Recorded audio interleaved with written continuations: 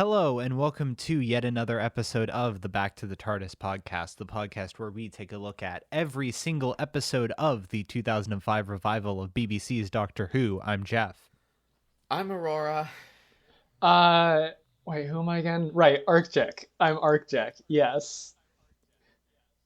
And today we are discussing Series 8, Episode 8, Mummy on the Orient Express by Jamie Matheson. You ever watch an episode that's good enough that it almost retroactively makes the last bad episode good because it sets up for this one? Yeah, I mean, I didn't. Okay, I had somehow forgotten how much the strife in their relationship was part of this episode. Yeah. Yeah. It's like let's just pretend the setup was good and this episode can be fantastic. Yeah. Like, this is really just a firing on all cylinders Doctor and Clara episode with a good monster plot and a fun setting.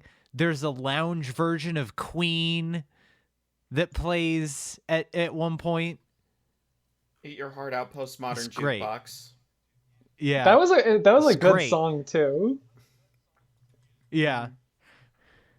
Also, Clara's outfit in this episode sure is something. It's good. I like women. You know I what? think we're all in agreement on that here. And the other genders, but the women is relevant in this one. Yeah. So yeah. There's the core kind of monster plot conceit of this episode is that there is a mummy that is sort of this ancient legend that appears, and then when it appears, it can only be seen by one person, and then they have 66 seconds until they die, and there is nothing that they can do to stop it. It's kind of like a fusion of like a period drama, like The Mummy, and like a fucking like The Ring-esque like horror thing, but like despite that, it doesn't really feel derivative. It feels fun and very well thought through, and kind of even ties into the mystery procedural style that it's obviously aping for this episode. Yeah, I mean, the whole setup for this episode is really good. It takes a while to get to sort of like the reveal of what exactly is going on, and I dig that. I think it really works for this episode. I mean, just, yeah, the vibes in this episode are impeccable. I remember this being one I was really impressed with. It's one of the ones I've rewatched. I rewatched it a couple of years ago, I think. And yeah, it really holds up. Like all the set design and the costuming and stuff is all really solid. Yeah, this is the type of episode that is like if I'm doing a rewatch, sometimes I don't necessarily watch everything. I skip around, I watch the highlights. This is one of those episodes where I'm like, this is a highlight. I will always watch this when I'm working my way through. Even if I skip probably most of the rest of the season, this is a definitely watch.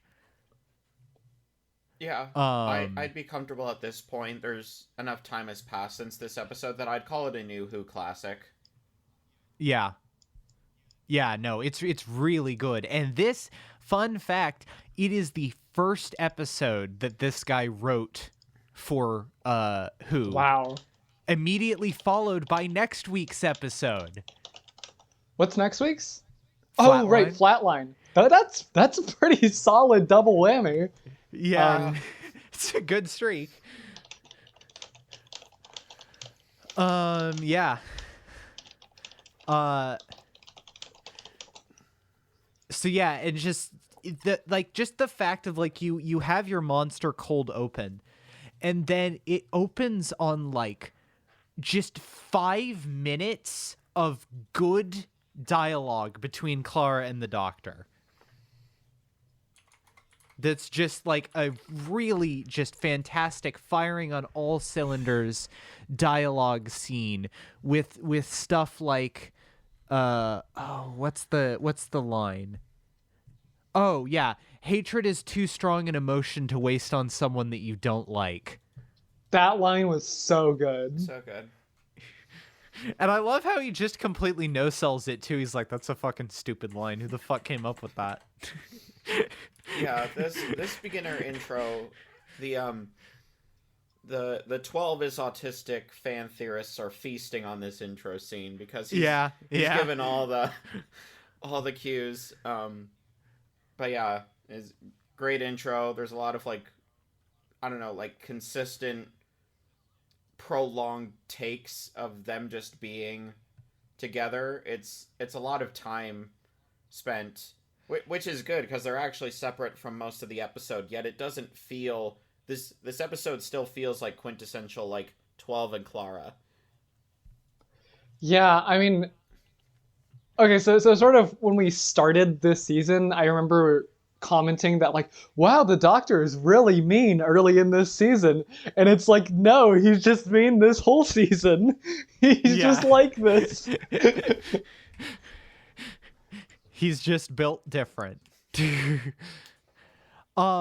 Yeah, and it's like what was I gonna say?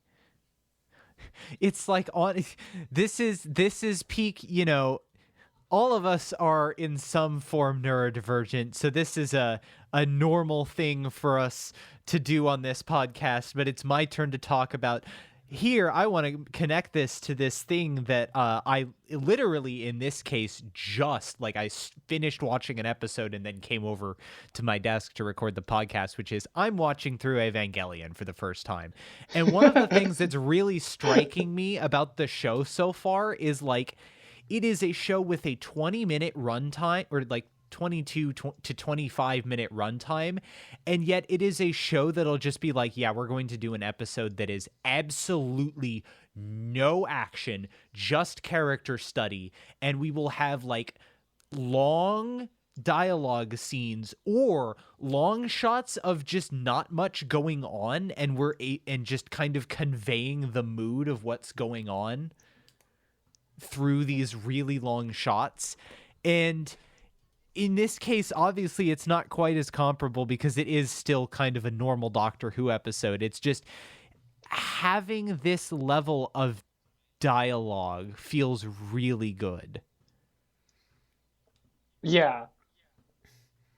Especially on something that's like followed through on, because we've lost count of the amount of times in series 6 where it's just like, well, okay, they kind of just do this like thing that should be like monumental and then they move on. And while you could argue that the thing they're following up on here wasn't done that well, you still feel the consequence. And even I'd say like Danny's role in all of this is also like felt to the appropriate degree that it should be. Like all the building blocks for this episode make for like an investing episode once the like rising action kicks off. So yeah, and just the level of tension that you can feel behind them, of like either kind of like, yeah, this is our last hurrah, last one. We're done after this, and like you can tell that both of them are like, yeah, we're not done after this. Yeah, there's just sort of this tension throughout the whole episode where it's like, haha, yeah, we're definitely done right now. Like, we really can't do this anymore. Haha, we really can't do this anymore. And it's just like, nah. When you and your bestie enable each other's bullshit. Yeah, I mean, really. This is the episode where Clara says, I love you, on the phone to Danny while staring at 12. I know writers who use subtext and they're all cowards. Yeah.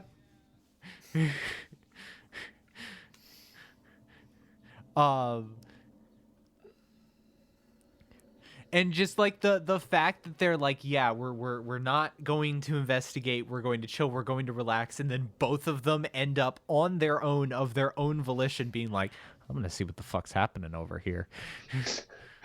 I love the bit near the start where they're doing that word power play thing, and they're both like, "We can just leave it. Like we don't need to know what's going on here. Like we can just leave." And he's like, "Okay, just leave." And she's like, "Yeah, we can just leave. We can just leave. We can just leave."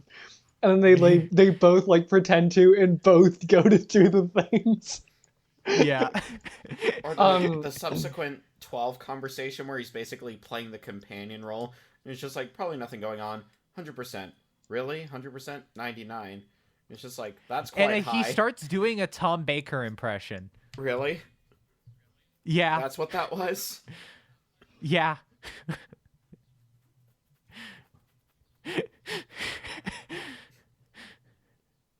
Fucking 12, man. Moments like these are why he's my favorite. That and his character arc is like basically unparalleled. Yeah. Like with 9 maybe accepting, but like moments like this episode has a lot. Yeah. And then the episode kind of continues the streak. Well, not necessarily the streak, but the season-wide trend, I guess, of introducing like side characters that are like could very clearly be companions. With Perkins the engineer, where it's like it's always so good when the episode can introduce side characters that actually are good enough to like bounce off the main cast instead of kind of just being there.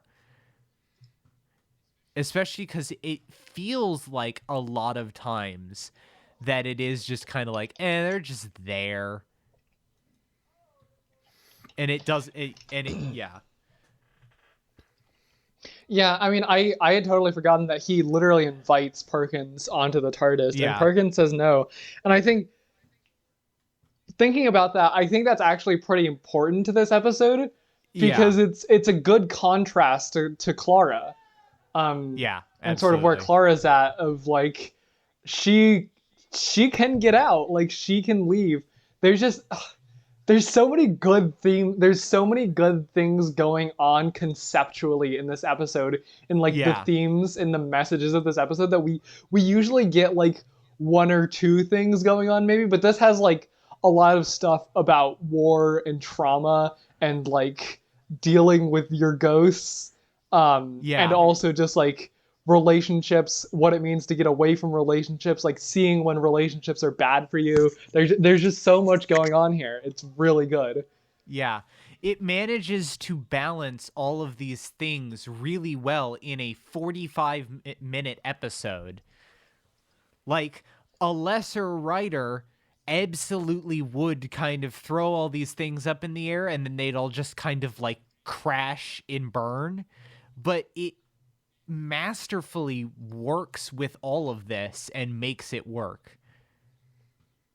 Yeah, the pacing of the mystery, each sort of new reveal about the foretold, when I think his name is Gus, really like enters into things. Like there's a lot of moving parts. Again, like literally the murder on the Orient Express, like basically like doing a spiritual like Agatha Christie thing, except not, because we already did that. Like, yeah, it does it competently. I also want to touch on, I appreciate the fact that it might be just because of how they cast 12, like with Peter Capaldi, but I appreciate that the companion character is like this like older sarcastic guy, whereas like before, more often than not, if they were to introduce a character that might be a companion, it was basically just like, hey, what if we did like Rose but again?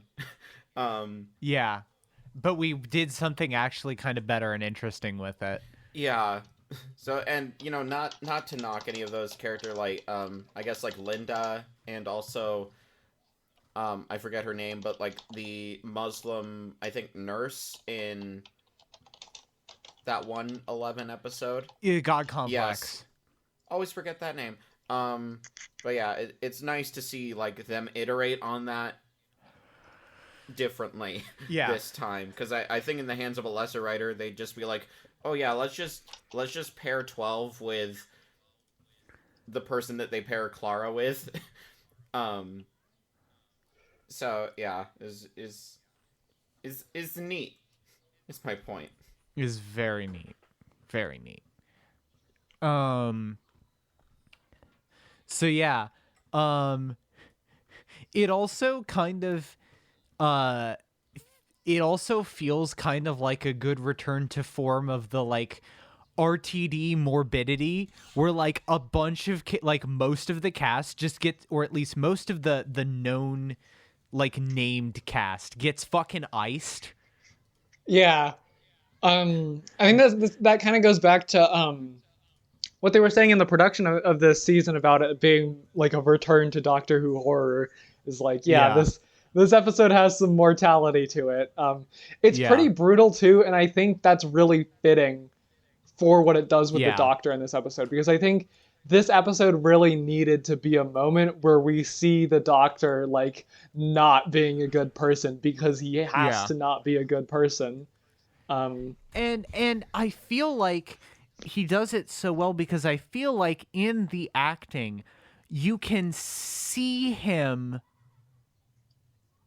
kind of you can see him agonize over it, but he very clear, like he knows that he needs to keep going, but you can see it affect him. Yeah, Like he's it's not completely coldly and stoically ignoring it.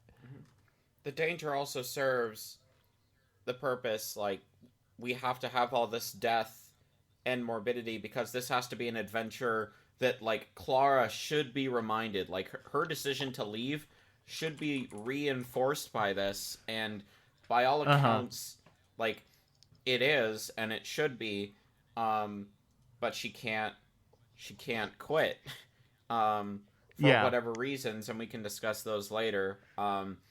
She goes through like another traumatic adventure, but stays, and it's, yeah, just like so many plot points, so many points of the story and the narrative and the theme are used to multiple like effect, and I think that's a mark of like a really good episode.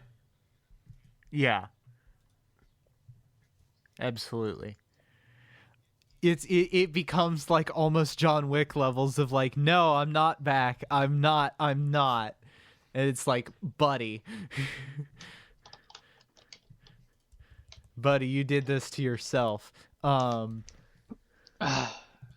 really sorry. I'm just thinking about like sort of the lead into this episode, because it's reminding me a lot of Time Heist, just in the setup of like, hey, we're in this place with a bunch of people who just happen to be perfectly suited to whatever it is we're doing. Um, Uh-huh. yeah, it's just a really interesting lead, and it just has those vibes to it, just because it's this like campy, like, oh, we're figuring out the mysteries of a lost alien artifact. Yeah. Yeah, it's just there's vibes. Um, I really think the death scenes are really well done too, Yeah. Absolutely. Yeah. and I think it's good that you get a lot in first, and then you can just use that to compare with the Doctor. Because Yeah. everyone else runs away, and the Doctor's just like, "Let's go, bitch!" and runs straight Yeah. towards him. Yeah. Drops the "Are you my mummy?" because Stephen Moffat is a cheeky bastard. Oh, I didn't pick up. I missed that. It is a really quick one, but yeah, no, he totally drops it.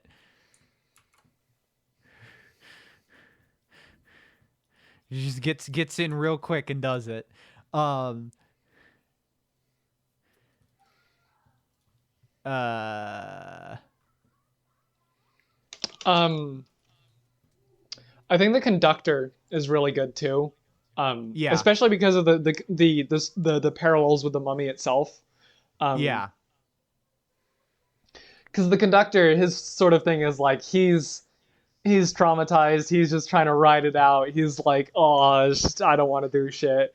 And then Yeah. the lines, his sort of his repartee, yeah, repartee, I think is the word. Yeah. His back Yeah. and forth with the doctor is really good because the doctor has that line like, how many people will have to die before you do something? Wow, that is a terrible Scottish accent.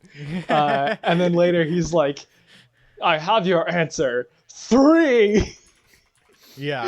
And then they finally start doing shit. Yeah, but just that contrasted, that sort of really parallels the mummy, who's like obviously doesn't want to keep existing, but is kind of forced into it by the tech in its body. Yeah. Which I think it's just a really interesting parallel. Yeah. And it's wild to me because that doesn't really like connect into anything else. It's just like its own little sub theme going on within the episode, and there's like 3 or 4 of those happening. Mm-hmm. Yeah. And it all works together just so incredibly well. Yeah, if I had to nail down a theme, it would probably be like grief or Mm-hmm. Yeah. just like whatever sort of like mental anguish, because for the most part it's just exploring that within the difference of the characters. There's the recent grief of the woman whose name I can't remember, and Maisie. yeah, her, and then Clara and 12 to a lesser extent are like sort of grieving their like relationship. They're like traveling together. The like main expert on the foretold, that interested me because it's like you can have it all together, but then like clearly like not when things Yeah. get real. And the soldier guy, he was kind of just like he was running in it, but like in a different way. But yeah, you could pull that through like everybody. But the reason I go so in depth on that is so far I think it's the only episode that's earned the soldier thing, the Yeah, soldier motif. definitely. By far the only one that's really actually Oh, earned right, it. that's a theme. I forgot that's like a seasonal theme. Yeah. Because this is the only one where it like has anything to say. Exactly. Yeah. I genuinely fucking forgot that was like the seasonal thing. Yeah. I consider my point made. Yeah. It's real dire, except here. It works here. Yeah. And also like the fact that it totally like subverts like the thing about like Maisie, and where Clara's like, oh, like I'm sure you're like really like torn up about the fact that this person died. She's like, no, I fucking hated her. She's a horrible person. It's like, yeah, sometimes it really do be like that.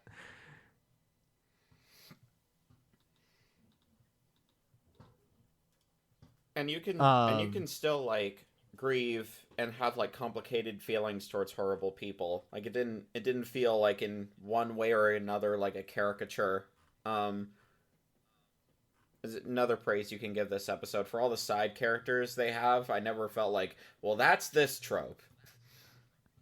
Yeah, definitely.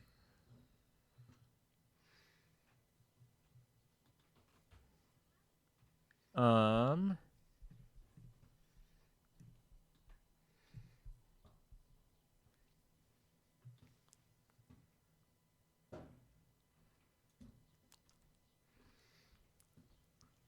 I think sort of Go.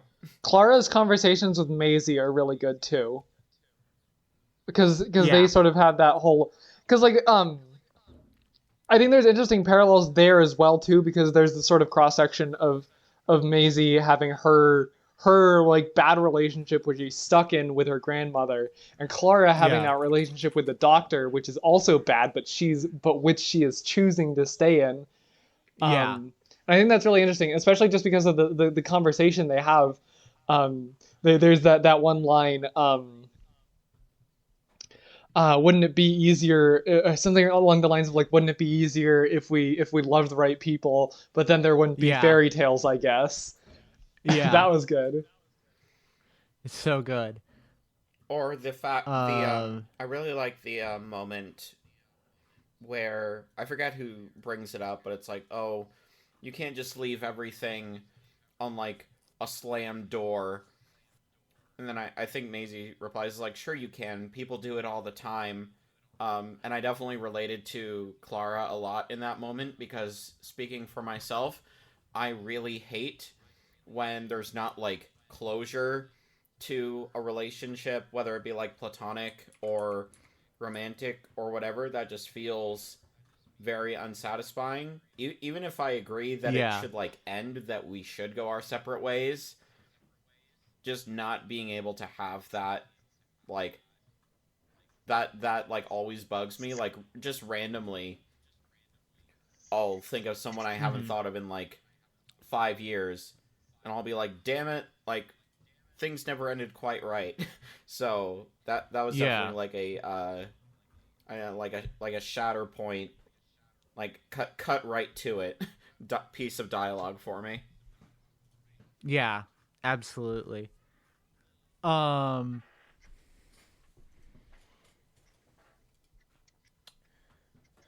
yeah. And I also I like the kind of halfway mark twist where it's like, oh yeah, like not only is there like an actual reason for why everyone on this train seems to like know what they're doing, um but also it's uh also like they don't care about you and they will kill you if you like don't do what they want you to. They just do not give a fuck. Yeah. And it adds kind of a what it really does, honestly, that I think works out really well is it adds an additional antagonist that there can actually be a back and forth with, because you can't really have a back and forth with the Mummy because of the way that it's set up, and it adds some unpredictability. Yeah. I do like that we never really find out what this AI's like deal is, like what he came from. You Everybody can have their own headcanon. Personally, I think this is like basically like whatever the contemporary Elon Musk is. He's just like, yeah, we'll Yeah. just turn this like tourist train car thing into a lab until I get That Well, sounds like the kind of thing he'd want to do. right. He'd be like, this would be so cool, soy face." here's the thing I'm confused about because the doctor mentions that this guy called him. I think Yeah. that's a continuity reference to I think the end of series 5 where it's like Amy and Rory have just been married and he gets a Oh call yeah, yeah, from the yeah, yeah, Orient yeah. Express. Yeah. Yeah. Yeah. In space, yeah. So Wait, maybe it's really? like, oh What? yeah, he did. Yeah, yeah, no, that's a thing. So maybe he's like, yeah, I finally remembered to do it like hundreds of years later for me, but I'm here. It's all good. Does it? Wait, he actually got. Wait, he actually Yeah, really is in this? the Is that just like a yeah. throwaway line in that episode? Well, it might be like it's kind of a throwaway line, yes, but at the very end of the episode, yes, he does get a call from someone and is like, the Orient Express in space. Yeah. Oh, Yeah. cool. And I do think it's very hard to read this. There can be multiple interpretations, but from how 12 reacts to saying that like, oh, he's been called here before, I could believe that he's just so old that he like thinks of like, oh yeah, like this would be a neat place to go and doesn't remember how he got that idea. Yeah. So yeah, I don't know. 12's characterization in this episode is probably among my favorite of the season and of the series, and the most consistent. So I don't. I've heard some people call that like a plot hole of like, oh, if he was really trying to like be good with Clara, but like no, it's not that big a deal. Yeah. Um and then and also like at the end they're like, "All right, cool. You solved the problem. Later just going to fucking like drain the oxygen. Fuck you guys." Yeah. It's Um also a point. I think this is proof positive that you can earn sort of a narrative cop out moment, because we have no idea yeah. how he gets the TARDIS like unfrozen and gets everyone who's like an actual person on this train I mean, onto the thing. the first off, it is a time machine, and it is stated in canon that Time Lord vascular systems mean that they can survive in vacuum for like 10 minutes. Oh yeah, no, that part I understood, but it was just like we don't see any of it. So the logistics might be stretched a little bit, but at that point you like don't care because there's been such Yeah, like it's like, goodwill. okay, we're done with the episode. Yeah. Yeah. But you know what? Here's the thing. If you're gonna 45-minute syndrome in a way that's just like, yeah, we're just done with the episode, as in like a way where it's like the actual like monster plot is solved, they just need to get out of there, I don't mind you skipping that. I think it's really neat actually when a JoJo episode just ends with, oh, the fight's over? Okay, cut to credits. No denouement, no nothing, just we're done. Next episode. Yeah, I mean, it's basically there to skip to the good stuff, which is the conversation that Clara and 12 have on this, like, rocky, like, I don't know, quarry place by an ocean. Yeah. Like, the BBC quarry, every time. Exactly. But yeah, what a conversation. Again, sort of like, it sort of bookends the episode where they have a conversation where they're kind of like talking past each other, and in this one they kind of still are, but it's addressing like 12's sort of motivations sort of the most directly that we've had this entire series, which I think is like a really good point to like, I don't know if pay it off is the right word, but like at this point you get a better sense of like what his deal is.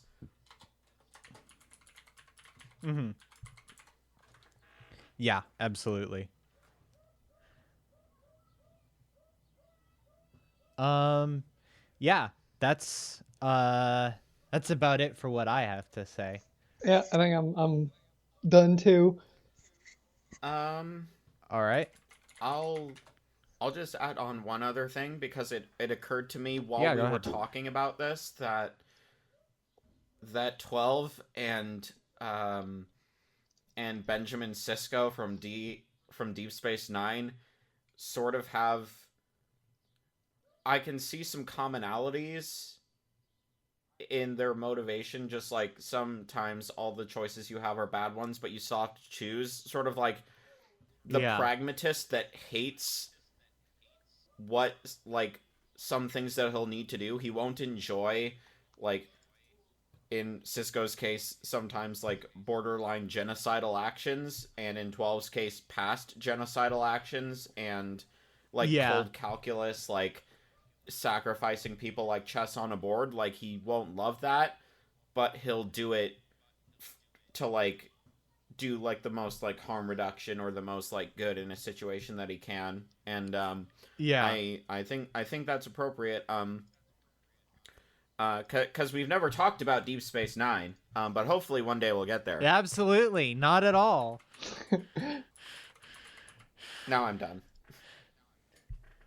Okay. Yeah. Okay, so yeah, moving on to ratings. Yeah, this one's fucking classic. It's so good.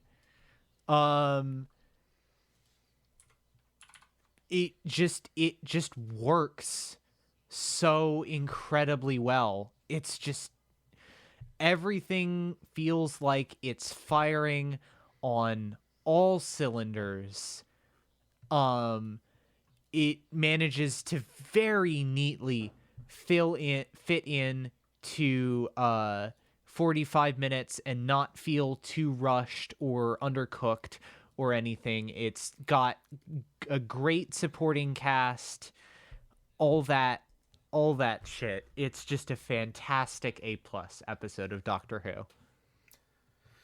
Yeah, this episode knows what it is at all times, and everybody involved executes it to the letter. The director, the actors, the producers, the side characters, the extras, like everything, as you said, Geoff, is working on all cylinders. The pacing, not just for the character writing, but like the development of the mystery is fucking immaculate. The fact that there are different like plot and thematic points that serve multiple characters and not just one. The fact that it gets the soldier motif to actually make like a fucking impact for the first time in the series. I don't know. It reaches a benchmark where it's not just a good episode of Doctor Who. It's not just a good episode of like sci-fi TV in general. Like this is a good TV episode. This is a good story that, you know, stands on its quality on its own, like regardless of like what franchise, what property it is a part of. And I think you can say that about very few Doctor Who episodes. So this is a strong 9 for me.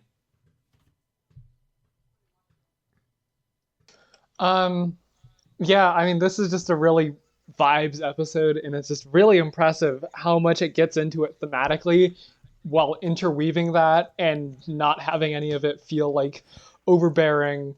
Yeah, it's just really impressive episode.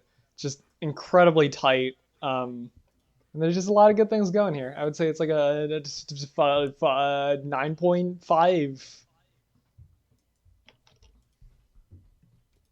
Yeah. All right. So yeah, next time,